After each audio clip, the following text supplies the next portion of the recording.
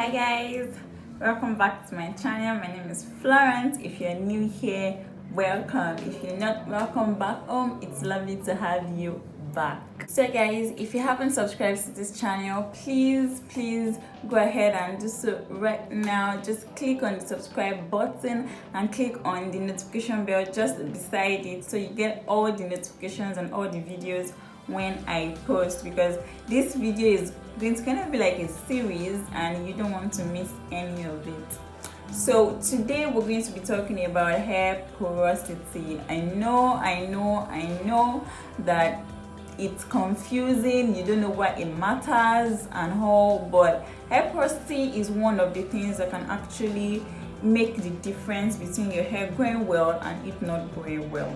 So it's really important. In fact, it's one of the most important things that you have to know as a natural. It's more important than your hair typing. So if you want to get to know about your hair porosity and why it matters, keep watching.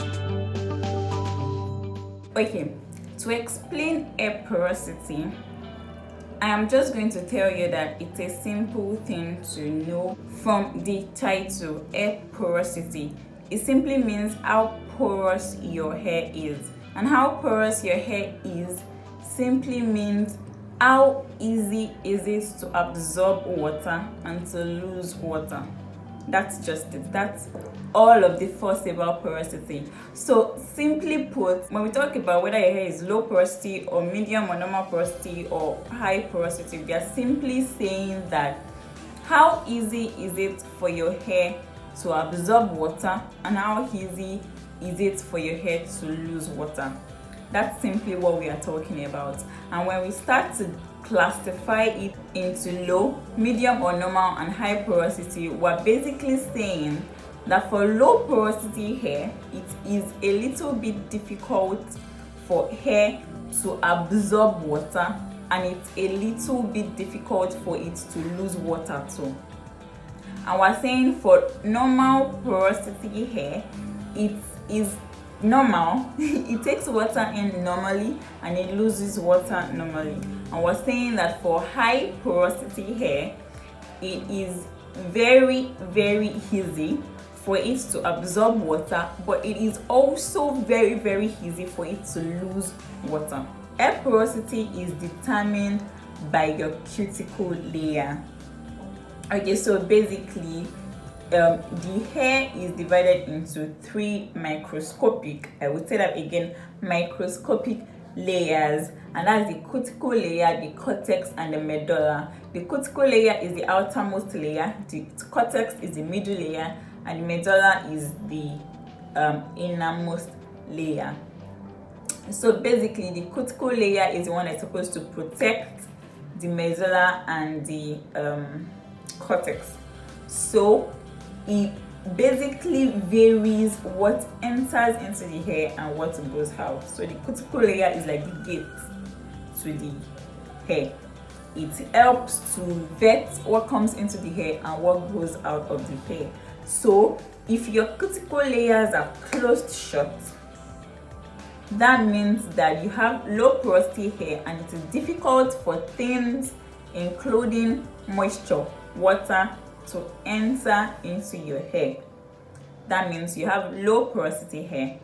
And if it's normal, that means it's normal for water to enter and go out. And if it's like open, your cuticle layers are open, that means it's very easy for water to like enter your hair. But you know, the fact that it's open also means that it's very easy for water to leave your hair. So that is what determines if your hair is low porosity, normal porosity, or high porosity. The diagrams here just shows a kind of representation of what we're talking about, so you can understand what it is when we say closed, normal, and very wide open.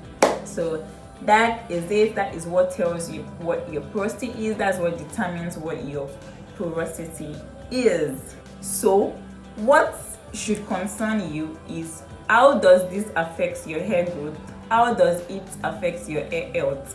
And that is what we're going to be talking about today. Okay, so you guys already know that moisture for natural hair is life. And when we're talking about moisture, the most important moisturizer is water. So you know that now, if you have low porosity hair, it is difficult for your hair to absorb water. And if you have high porosity hair, you know that as much as your hair is absorbing water, it is also losing it very fast. And that is where the solutions to all of these things comes in. Now, you know that it is very difficult for low porosity hair to absorb water. So everything that we're going to be doing or saying is how to make low porosity hair absorb water. And then you know that high porosity hair, it is very easy for it to lose water as much as it's gaining water. So everything that we're going to be saying and the solutions and everything about high porosity hair would be, how do you keep water in high porosity hair so that your hair will be moisturized? Like I said before, moisture is life for natural hair. You want your hair to be moisturized at all times, and that's what would help you to avoid breakage, avoid hair loss, get longer hair, get healthier hair, and all of the very many things that you want your hair to do. So now, how do you know that your hair is low porosity, normal porosity, or high porosity? That is where all of the tests come in. Now, for me personally, I would say that all of those tests are just maybe pointers in the right direction or something, but they are not really hits. You can't really say that your hair is this porosity with those tests. So I would say that for me personally, the only way you can be exactly sure of your hair porosity is if you've studied your hair for a while. If you've studied your hair for a while, that is the only way you can say that this is for sure my hair porosity. And in another video, we're going to be talking about the characteristics of low porosity and high porosity hair that would make you know that this exactly is your hair porosity type from studying your hair. But for the sake of this video, we're going to be talking about the tests that will make you know or guess or put you in the right direction of what your hair porosity is. Now, if you've studied your hair and you think that, okay, this is my hair porosity, the test should help you to corroborate what you already know, not exactly like be the ones to tell you what your hair porosity is. What your hair porosity is should be determined by you after you've studied your hair. So for the tests now, I'm going to be telling us about 3 tests that you can use to know if your hair is low porosity, high porosity, or the gold one, medium porosity or normal porosity hair. Alright, so the most popular one is the float test. It's very easy. All you have to do is get a bowl of water or a cup of water.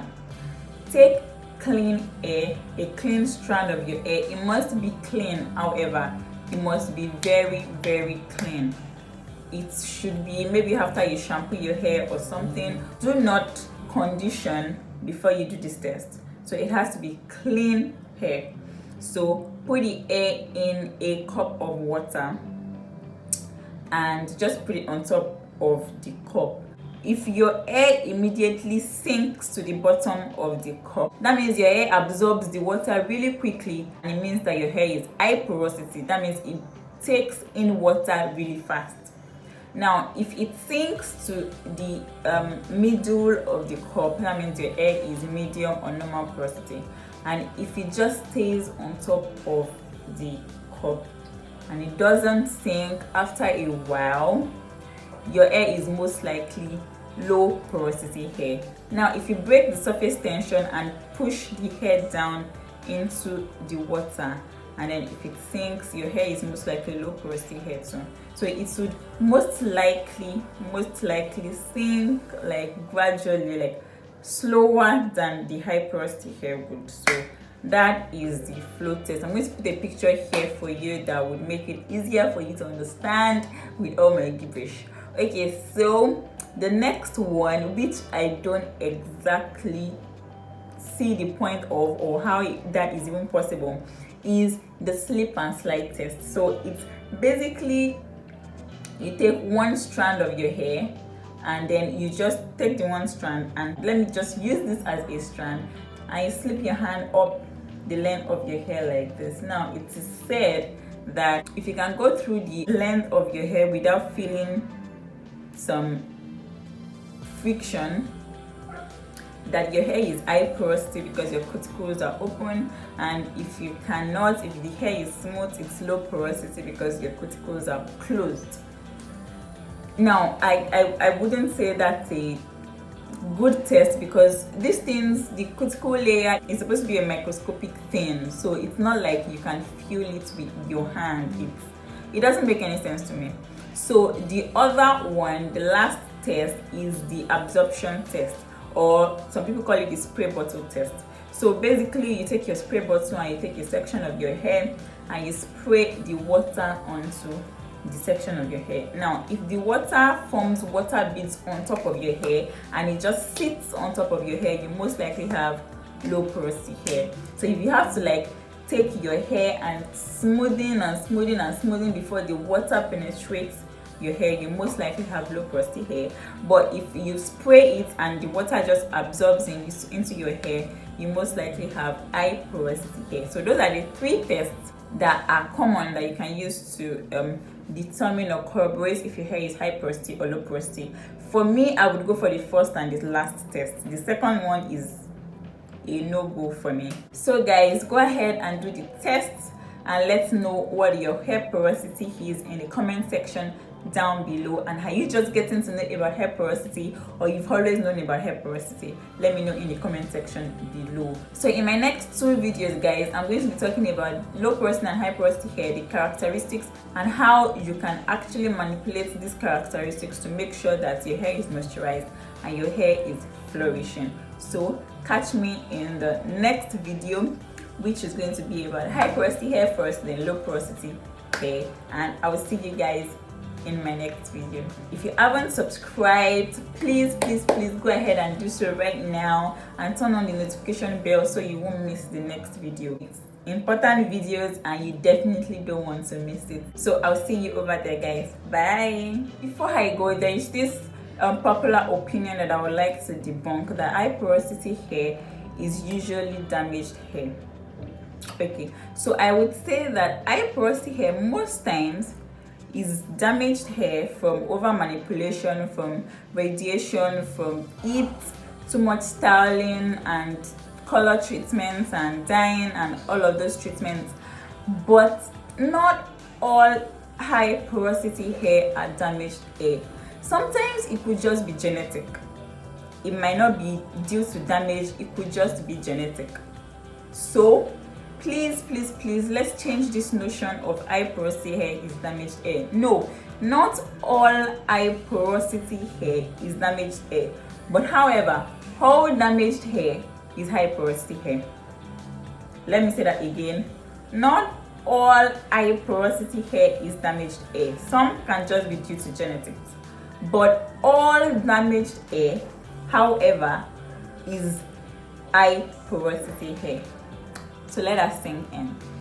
And low porosity hair most times is due to genetics. Nothing you can do about that. So